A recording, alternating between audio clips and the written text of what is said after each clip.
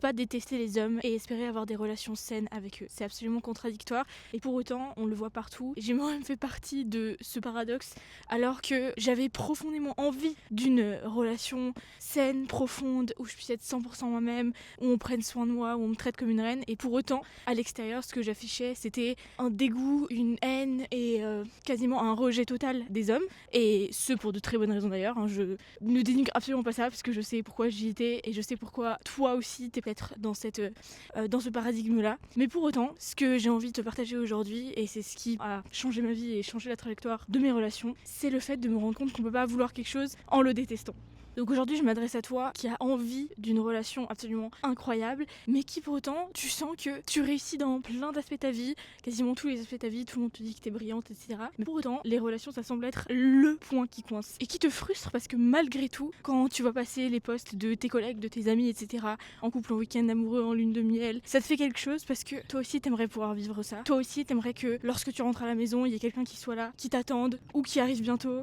qui puisse te prendre dans ses bras, avec qui tu puisses discuter de ta journée, des hauts, des bas, de ce qui va, mais de ce qui va moins bien aussi. Et t'as l'impression d'être cette personne pour tous les gens autour de toi. T'as l'impression d'être la personne qu'on appelle en premier quand il y a un problème, qui donne des conseils à tout le monde, même, attention, sur les relations de couple ou romantiques, alors que pour toi-même c'est la catastrophe et que malgré tous les bons conseils et toute la sagesse que t'as, parce que t'as une vraie sagesse, de ton côté ça semble stagner et ça te frustre et c'est normal. Mais au-delà de la frustration, il y a aussi un autre élément qui commence à faire surface, c'est une fatigue. C'est la fatigue en fait de justement être cette personne disponible pour tout le monde sans pour autant recevoir autant en retour. D'avoir l'impression que tout va bien dans ta vie et donc que t'as pas de quoi te plaindre entre guillemets, mais sentir qu'il y a quelque chose à l'intérieur qui joue pas. Et surtout,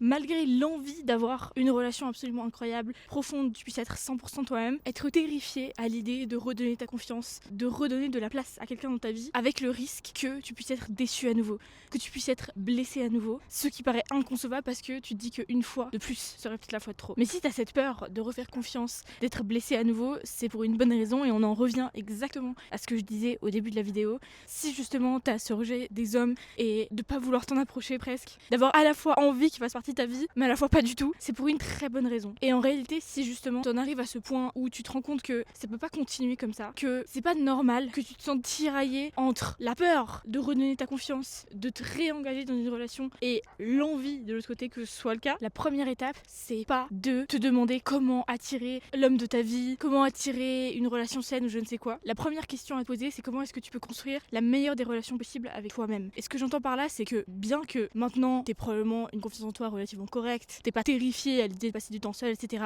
On veut aller une étape plus loin et faire en sorte que tu puisses te sentir en sécurité avec toi-même, que tu puisses te sentir en sécurité dans ton corps, pour que ensuite tu puisses te sentir assez en sécurité pour pouvoir envisager la possibilité, et rien que envisager, de redonner ta confiance. Parce que sans ça, tu peux bien utiliser toutes les techniques de comment attirer l'homme ou je ne sais quoi.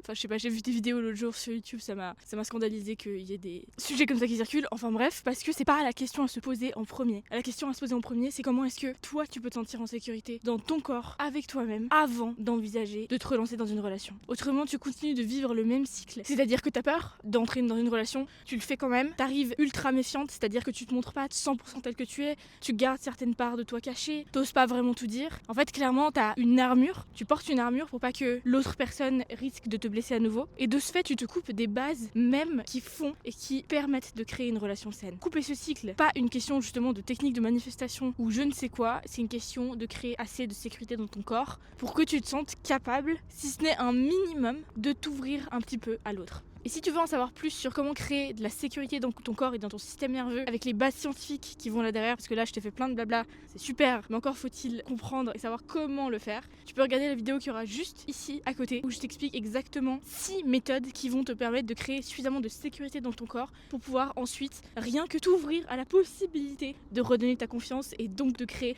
la relation dont tu rêves et la relation que tu mérites. Si la vidéo t'a plu, oublie pas de t'abonner, de mettre un petit like et de me commenter qu'est-ce qui t'a le plus surpris dans cette vidéo et écris-moi quand t'auras regardé la vidéo sur comment créer assez de sécurité dans ton corps pour pouvoir le faire.